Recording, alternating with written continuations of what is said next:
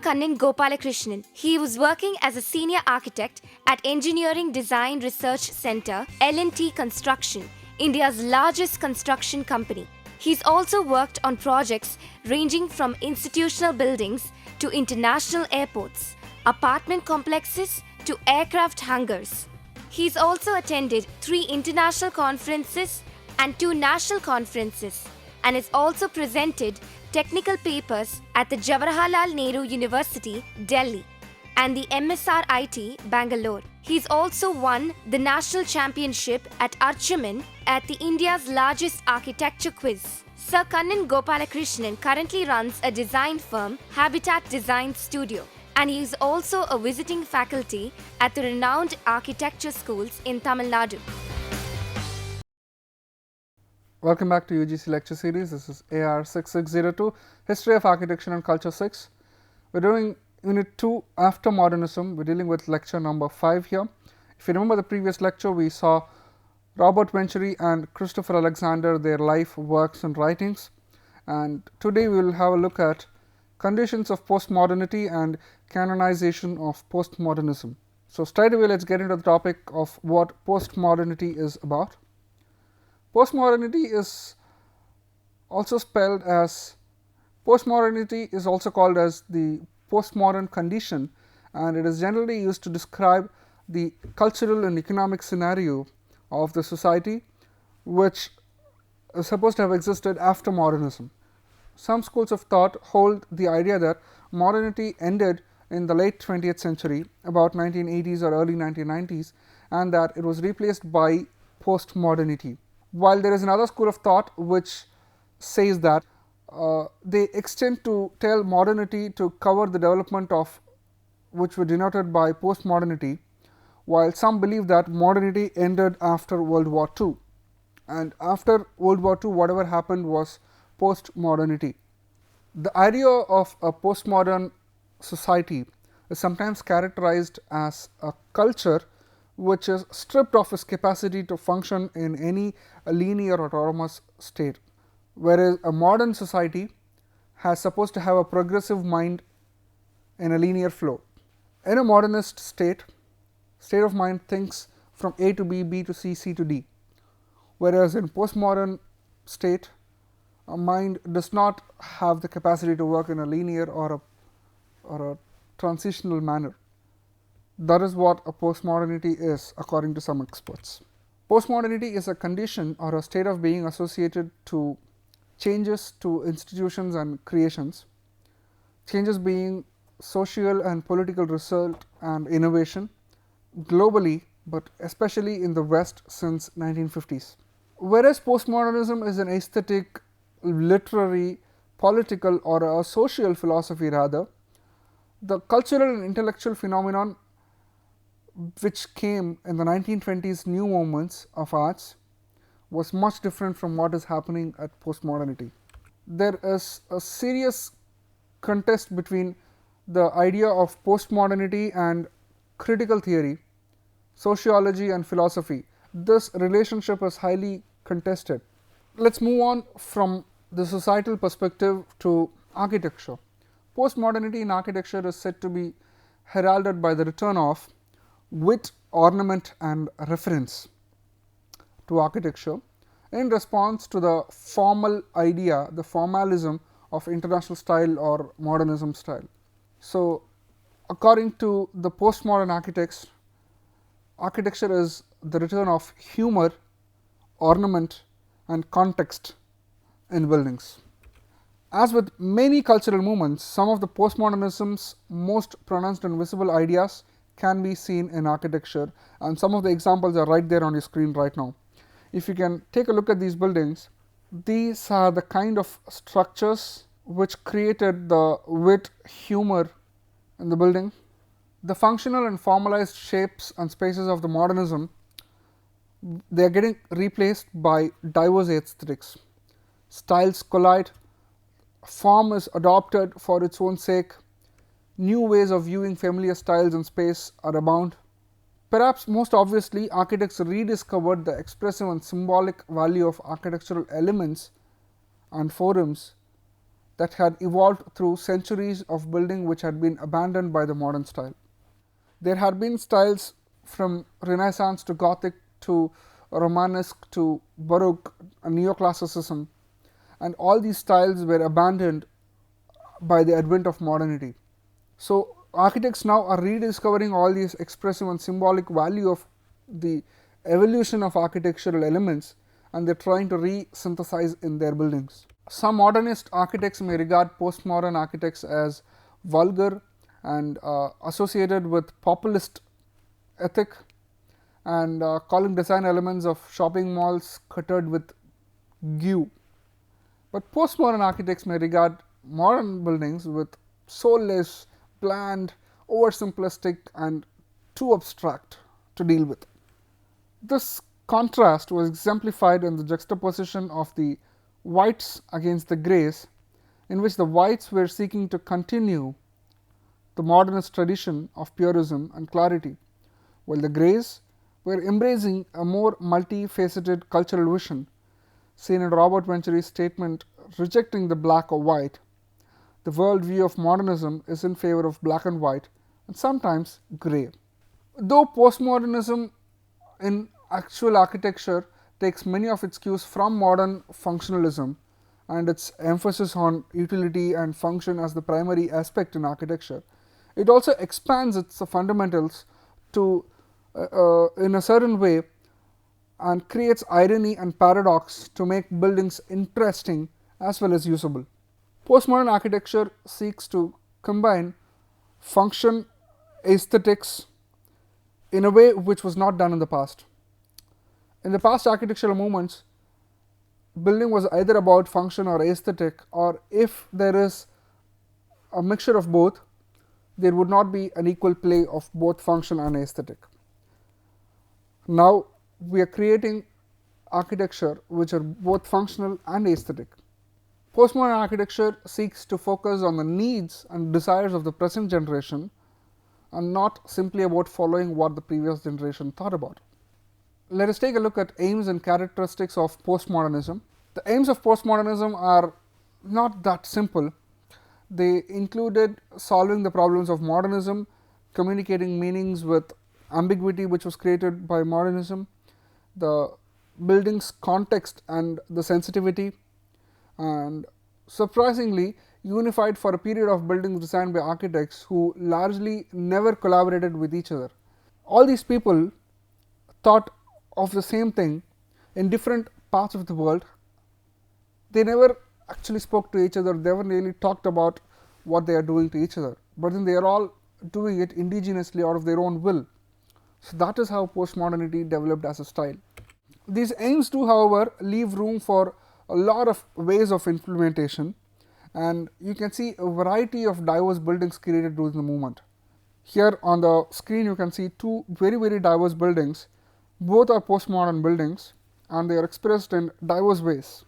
The characteristics also include the use of sculptural forms, ornaments, anthropomorphism and materials that perform tromperiole.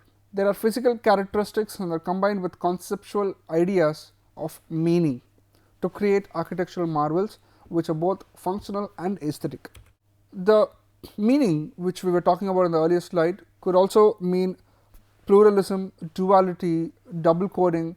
Sometimes they just take high ceilings, flying buttresses, pediments, contextualism, paradox and any of these ideas inside the building, and the sculptural forms, not necessarily organic, were created with much interest and ardor.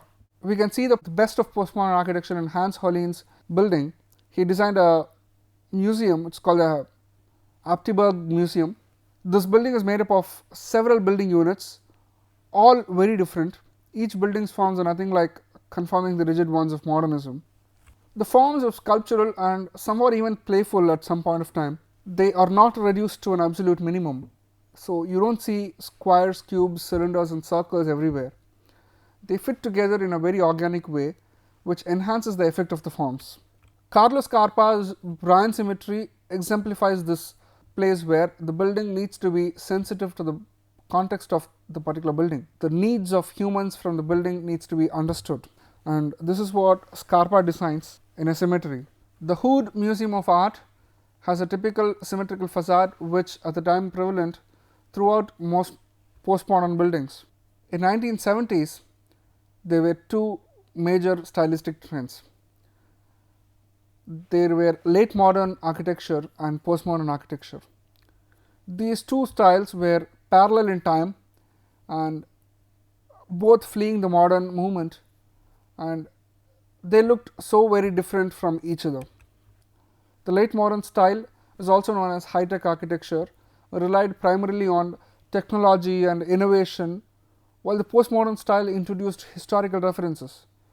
The main features of postmodern styles are creating a sharp divide of the tall buildings on the base, shaft and top.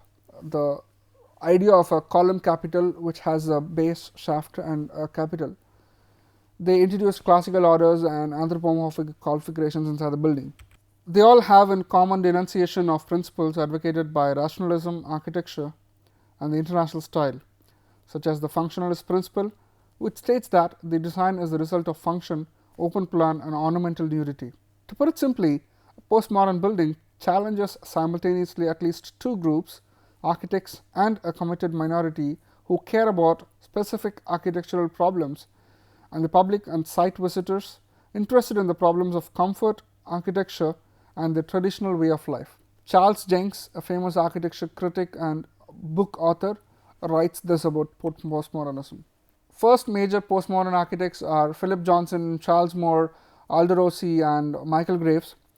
These people were concerned with environmental issue, the recovery of historical forms, the pursuit of humor and element of surprise in architecture.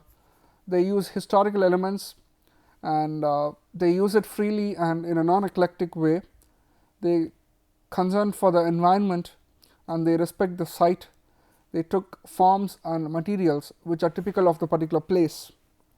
The first major postmodern building were the Portland Public Building in Oregon, which was designed by Michael Graves, and Piazza d'Italia in New Orleans. Charles Moore, he designed the AT&T building, and the first major postmodern works are the Portland building by Michael Graves, Piazza d'Italia by Charles Moore, the AT&T building by Philip Johnson and John Berger. These are one of the best examples of postmodern skyscrapers. The Citigroup Center, that is another one, which is known as Citicorp Center, was designed by Stubbins Architects in collaboration with Emery Roth and Sons. Postmodernism calls for an art that resonates with the life of the world. The postmodern architects defend the values of ambiguity, irony, complexity and diversity of styles and express their eclectic in the recovery of historical references.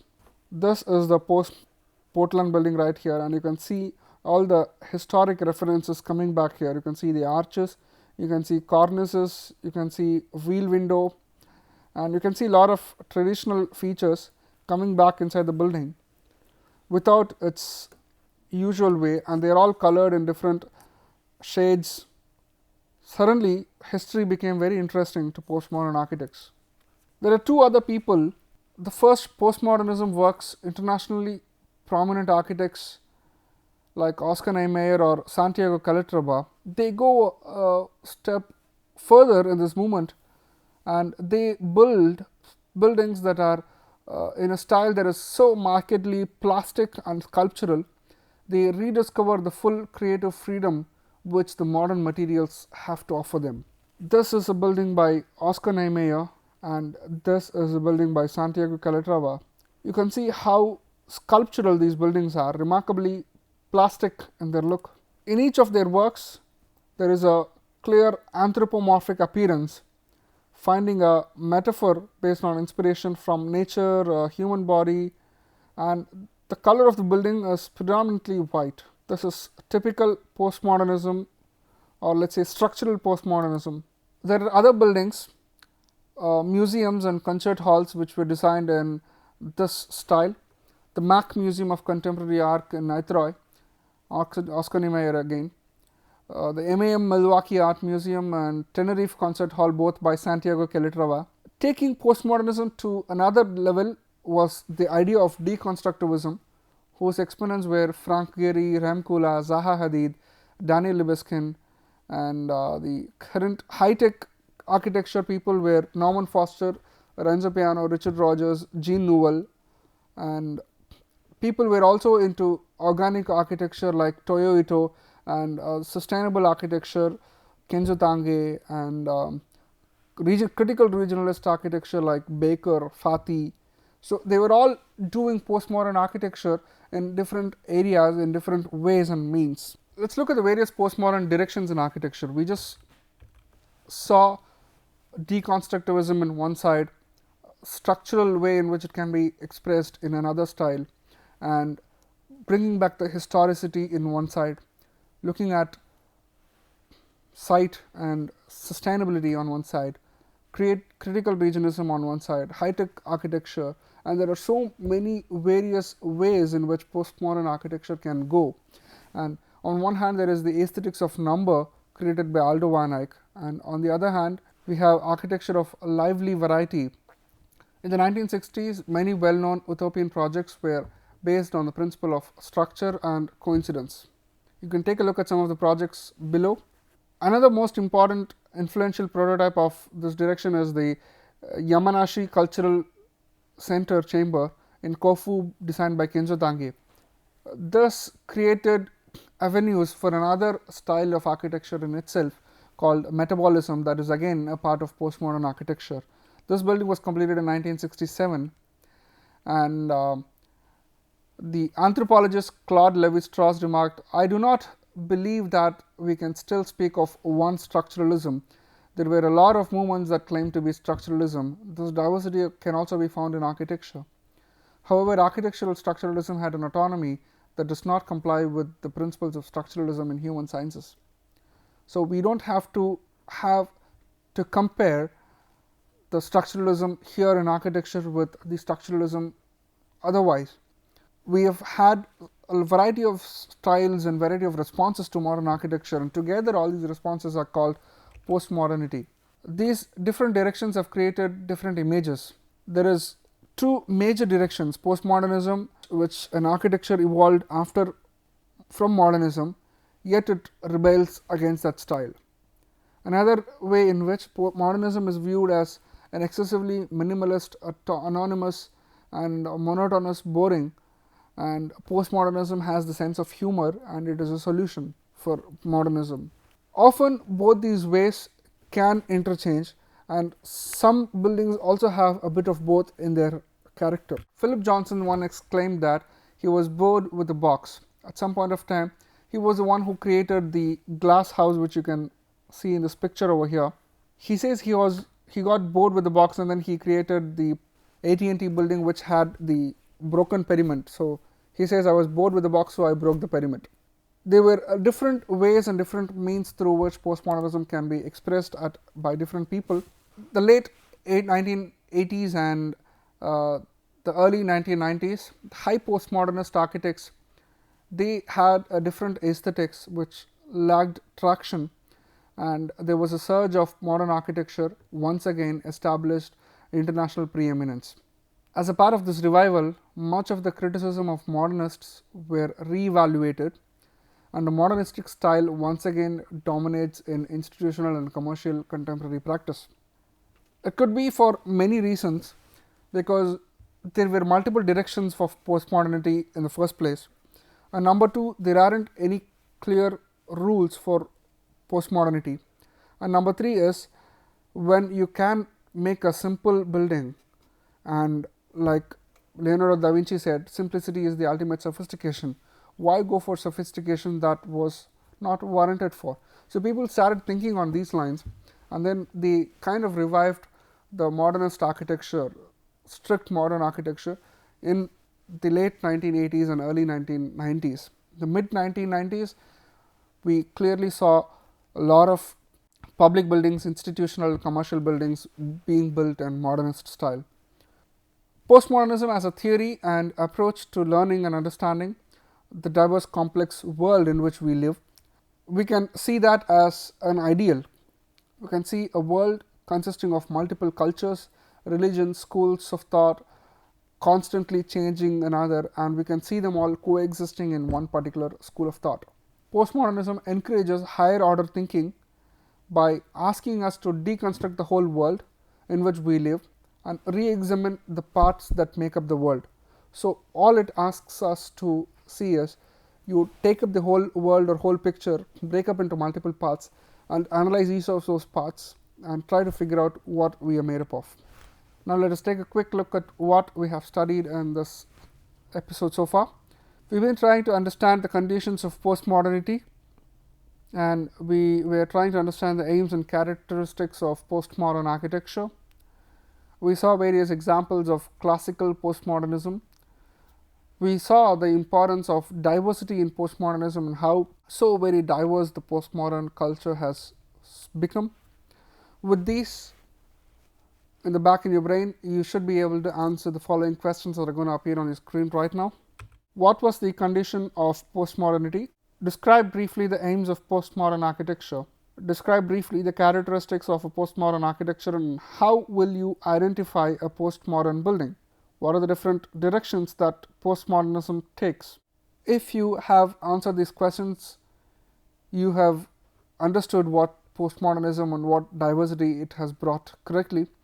And I know you're looking forward to more such lectures in the future, and I also look forward to meeting you with more such interesting concepts in the next few episodes.